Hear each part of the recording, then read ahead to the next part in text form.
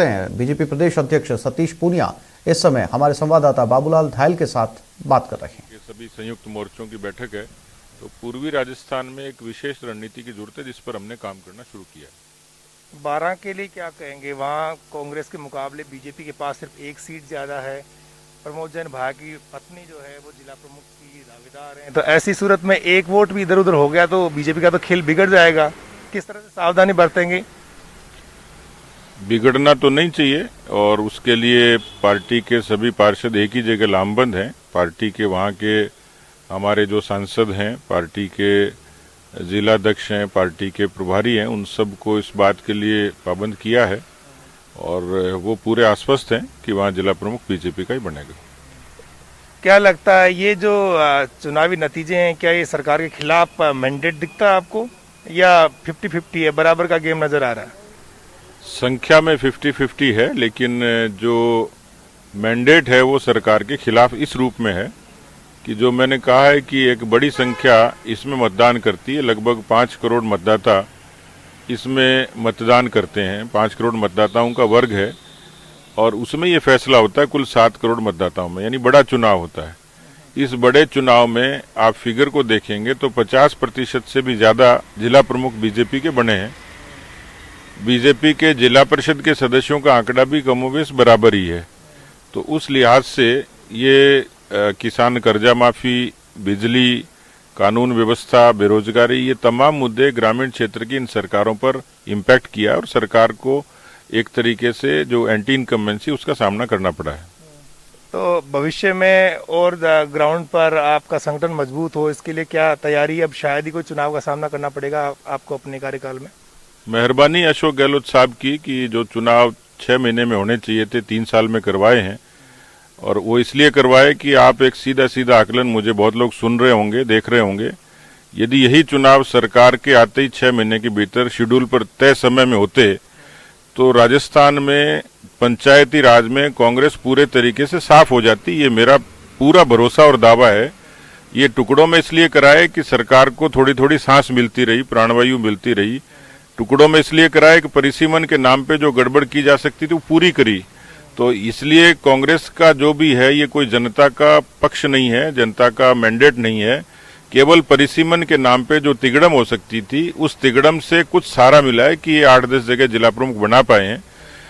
2 जगह तो हमारी बहुमत था ही ऑलरेडी, अजमेर में और बूंदी में। तो केवल तिगड़म से, सियासत से वहां काबिज जरूर हो गए, लेकिन कांग्रेस पार्टी को सीधे सीधे इस चुनाव में निश्चित रूप से बड़ा नुकसान हुआ है यदि इसको समग्र रूप से आकलन करेंगे तो। सीएम साहब कह रहे हैं कि 70% वादे जो हैं सरकार ने पूरे कर दिए। 1 लाख नौजवानों को रोजगार दिया है, 80,000 पाइपलाइन में भर्तियां, बहुत कुछ किया गया है। किसानों के बिजली बिल पर 1,000 रुपए की सब्सिडी दी जा रही है। कहीं भी सत्ता विरोधी लहर नहीं है। आप क्या कहेंगे? नहीं, मुख्यमंत्री जी की बात पर इसलिए भरोसा नहीं है कि वो झूठों के सरदार हैं और झूठ बोलने में माहिर हैं, गुमराह करने में माहिर हैं। 70% उन्होंने अपने मन। और अब सीधा रुख करते हैं उदयपुर की तरफ। एमएलएसयू का दीक्षांत समारोह है। समारोह में राज्यपाल कलराज मिश्र भी मौजूद हैं।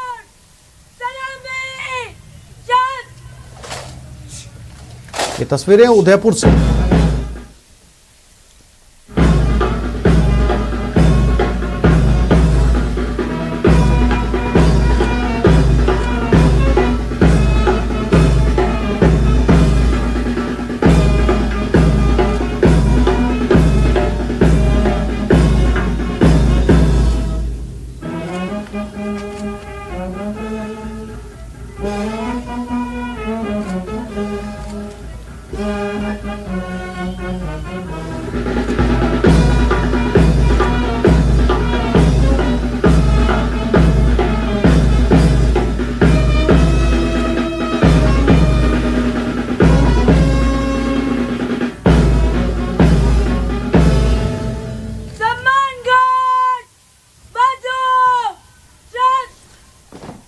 ये एमएलएसयू का 29वां दीक्षांत समारोह है। समारोह में राज्यपाल कलराज मिश्र पहुंचे। उदयपुर से सीधी लाइव तस्वीरें 29वें दीक्षांत समारोह की।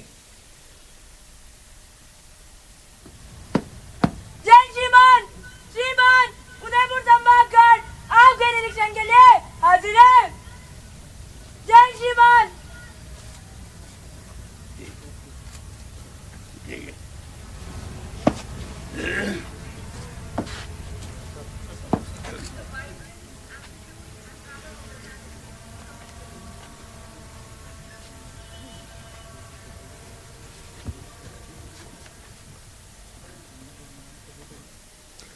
और 9 दिन से टंकी पर 4 किसान चढ़े हुए हैं। सिंचाई की मांग को लेकर संग्राम चल रहा है। हनुमानगढ़ से इस वक्त की यह खबर है। विधायक बलवान पूनिया पर आरोप है रिश्तेदारों को पानी दिया जा रहा है।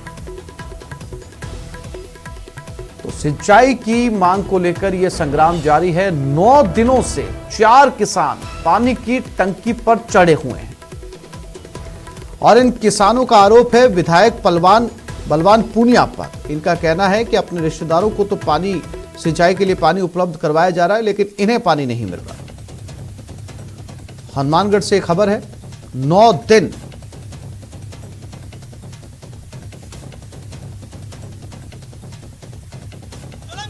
अभी भी ये किसान इसी टंकी के ऊपर चढ़े हुए हैं।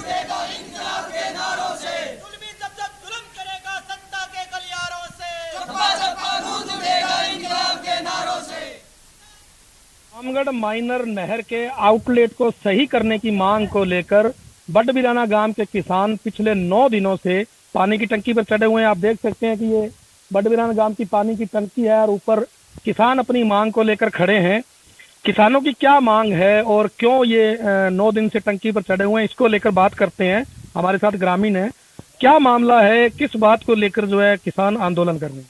रामगढ़ माइनर के आउटलेट नंबर 3 और आउटलेट नंबर 4 को जो निर्धारित जो उसका डिस्चार्ज है उससे ज्यादा पानी ले रहा है। उसकी हमारी डिमांड है कि उन दोनों आउटलेटों को सही किया जाए और जो निर्धारित जो पानी है वो हमारा हक का निर्धारित पानी हमें मिले।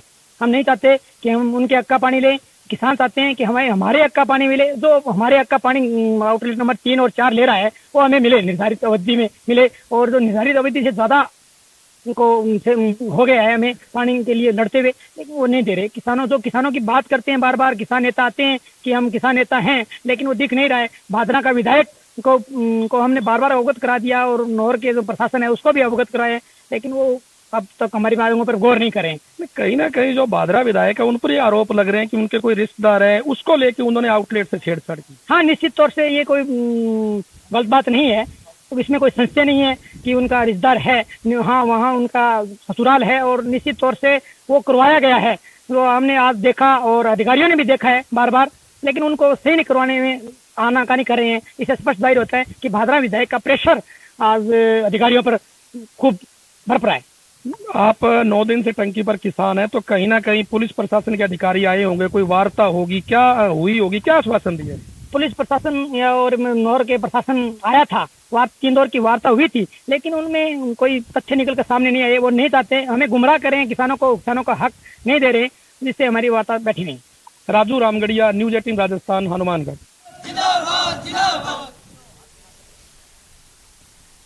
और इसी खबर पर हनुमानगढ़ संवाददाता राजू रामगढ़िया हमारे साथ जुड़ गए हैं। राजू, 9 दिन बहुत ज्यादा होते हैं। 9 दिनों तक लगातार टंकी के ऊपर चढ़े रहना, वो भी इस सर्दी के वक्त में, क्या प्रशासन ने समझाइश नहीं की इन किसानों को उतारने के लिए? और क्या प्रतिक्रिया रही किसानों के आरोप पर बलवान पूनिया की? जी बिल्कुल, भयंकर शीतलहर है और 1 डिग्री के करीब टेम्परेचर रात का हो रहा है। ऐसी स्थिति में भी जो किसान है 9 दिनों से लगातार पानी की टंकी के ऊपर चढ़े हुए हैं।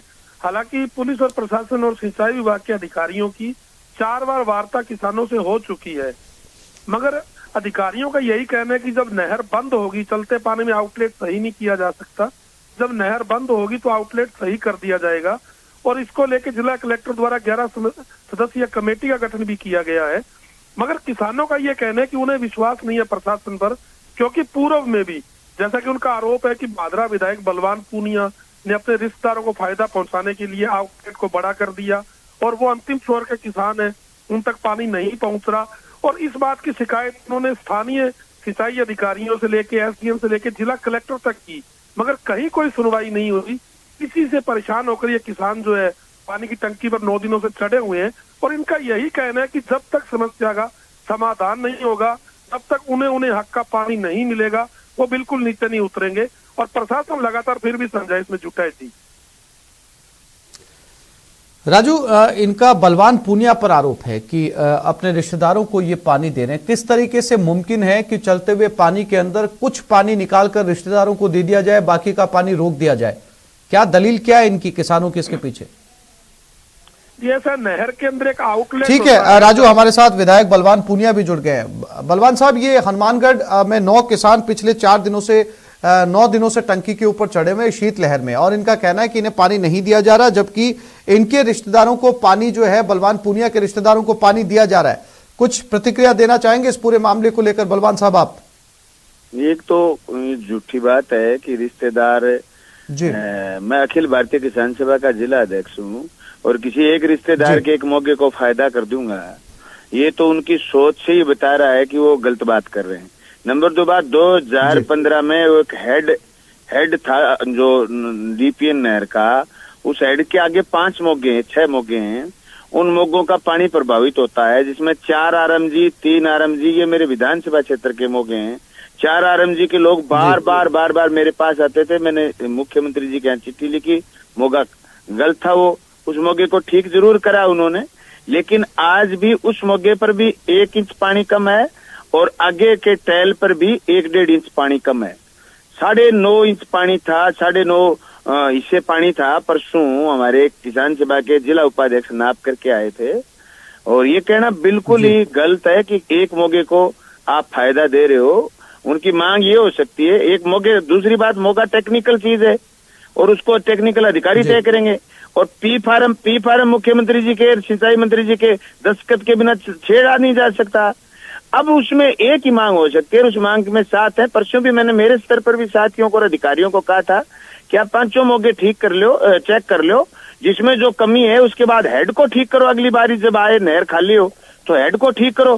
तो बलवान जी, आप ये जो समस्या का समाधान बता रहे हैं, किसान इस समय जो है वो टंकी पे चढ़े हुए हैं, शीतलहर चल रही है, आपको भी पता है हनुमानगढ़ में जो है वो टेम्परेचर जमाव बिंदु पर जा चुका है। इन किसानों से बातचीत करके जो समझाइश आप अधिकारियों से कर रहे हैं, किसानों के साथ बातचीत करने की कोशिश क्यों नहीं करते आप? भाई हमने भेजा है ना आदमी को, मेरे साथी मंगेश चौधरी वहां गए, कल समझाइश करके आए। जिला उपाध्यक्ष वो किसान जाएंगे? मैं तो जयपुर जा रहा हूँ, रस्ते में हूँ, मैं नहीं जा पाया, लेकिन मैंने अधिकारियों को भी भिजवाया। और किसान सभा के जिला उपाध्यक्ष मंगेश चौधरी गए, उन्होंने कल सारे मोगे चेक करे, मोगे चेक करके किसानों को बताया भी जो भी मोगा गलत है, छोटा है, बड़ा है, जिसमें पानी ज्यादा निकल रहा है, कम निकल रहा है, सब ठीक होंगे। और पहले इसका हेड ठीक किया जाएगा। अब कल एक कमेटी बनी जिसने सारे मोगों को, और ये बात पहले दिन ही कह दी गई थी, चलती नहर के बीच में तो कोई मोगा चीज नहीं हो सकता ना, चलती नहर के बीच में कोई मोगा ठीक भी नहीं हो सकता। तो ये बात पहले दिन भी अधिकारियों ने कह दी थी। प्रशासन गांव के संग कैंप चल रहे थे, रामगढ़ गांव में कैंप था, और 1 आरएमजी के लोग मेरे पास आए कि हमारा मोगा छोटा है, टहल वाले कह रहे हैं साहब किसी का मोगा बड़ा है। तो उन मोगों की सबकी जांच के लिए उसी समय आदेश कर दिए गए थे, अधिकारियों ने चेक भी करे हैं। और मैं उन किसान भाइयों को आपके चैनल के मार्फत कहना चाहता हूँ, भाई आपके सामने समस्या आई, समस्या का टेक्निकल बिंदु है जो आप और हम किसान सीधा नहीं समझते। हम तो ये चाहते हैं कि हमारे टैल पर पूरा पानी हो, ये मांगो, ये अधिकारियों का काम है। वो मोगों को, नहर को कैसे करें, टैल पर 12 हिस्सा पूरा पानी दें। जी बलवान जी, बहुत शुक्रिया हमारे साथ जुड़ने के लिए, बातचीत करने के लिए।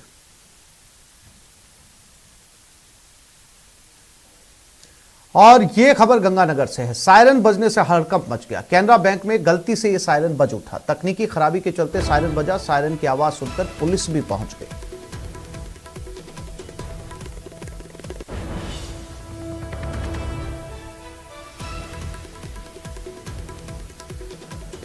कैनरा बैंक में ये सायरन बजा। बताया जा रहा है तकनीकी खामी के चलते सायरन बज उठा, लेकिन सायरन बजा तो पुलिस तक भी सूचना पहुंची और पुलिस भी मौके पर पहुंच गई।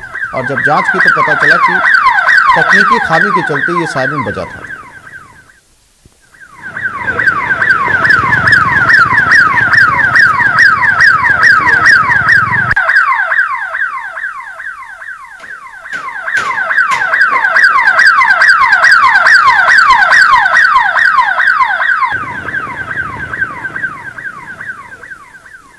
और पीसीसी में जनता दरबार, आज कांग्रेस का जनता दरबार है।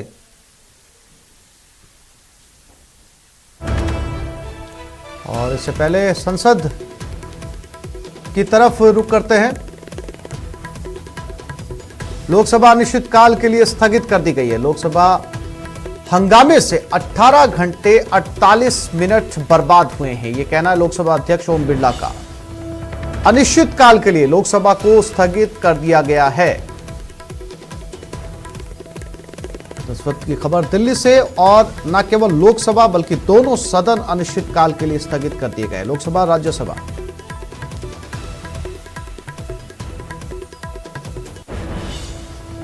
शीतकालीन सत्र इस समय चल रहा था और लगातार सदन में हंगामे के चलते दोनों सदनों में लोकसभा अध्यक्ष ओम बिरला ने सदन को अनिश्चितकाल के लिए स्थगित कर दिया है।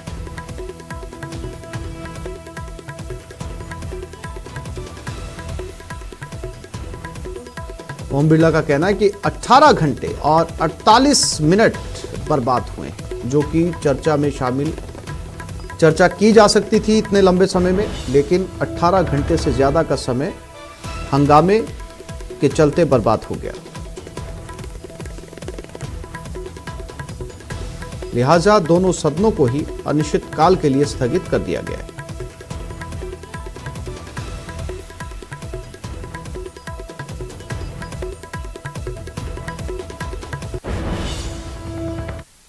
माननीय सदस्यगण, 1 दिसंबर को मंगोलिया की संसद के निचले सदन के अध्यक्ष महामहिम गम्बोजोव जेंडा शेटर के नेतृत्व में एक शिष्टमंडल ने सभा की कार्रवाई को विशेष बॉक्स में बैठकर देखा। उनकी इस यात्रा से दोनों देशों के बीच राजनीतिक संबंध को एक नया बल मिला है। माननीय सदस्यगण, मैं सभा की कार्रवाई को पूरा करने में सभापति तालिका में शामिल अपने माननीय सहयोगियों के योगदान के लिए आभार व्यक्त करता हूं। मैं माननीय प्रधानमंत्री, संसदीय कार्य मंत्री, विभिन्न दलों के नेताओं और माननीय सदस्यों के प्रति भी सहयोग के लिए आभार व्यक्त करता हूं। मैं आप सभी की ओर से प्रेस और मीडिया के मित्रों का भी धन्यवाद करता हूं। मैं इस अवसर पर सभा को प्रदान की गई समर्पित और त्वरित सेवा के लिए और एक छोटे से ब्रेक के लिए रुक रहे हैं, जल्द लौटेंगे।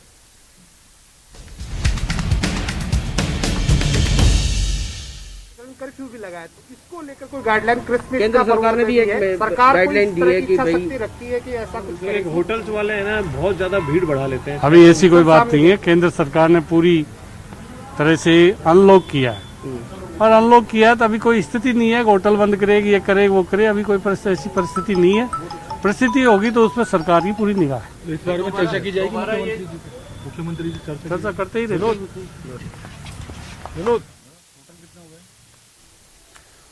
इंस्टाग्राम अकाउंट हैक मामला, प्रियंका के बच्चों का इंस्टाग्राम हैक मामला है। सरकार ने जांच कराने का फैसला किया है। सूत्र कह रहे हैं कल प्रियंका ने सरकार पर आरोप लगाया था, बच्चों के इंस्टाग्राम हैक करने का आरोप लगाया।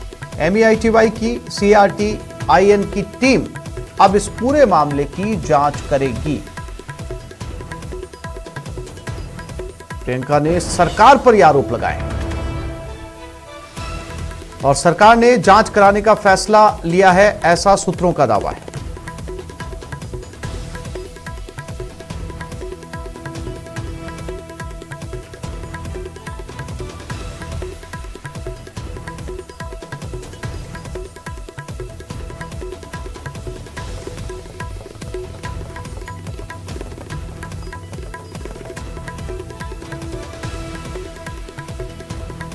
और PCC में जनता का दरबार चल रहा है, कांग्रेस का जनता दरबार। मंत्री प्रसादी लाल मीणा PCC पहुंचे, मंत्री सुभाष गर्ग भी सुनवाई करेंगे।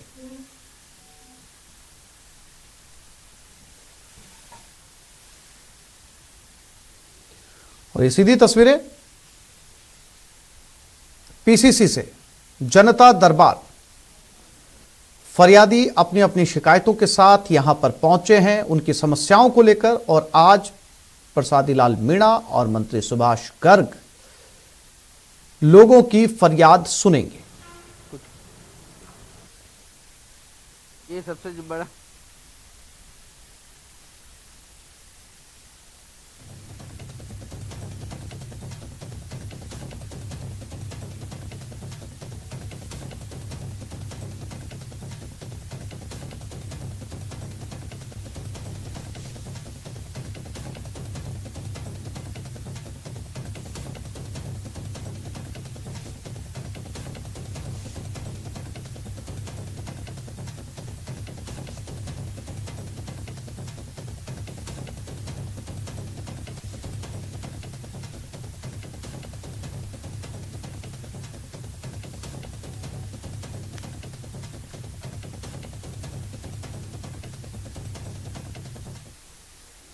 तो इस बुलेटिन में फिलहाल इतना ही। नमस्कार।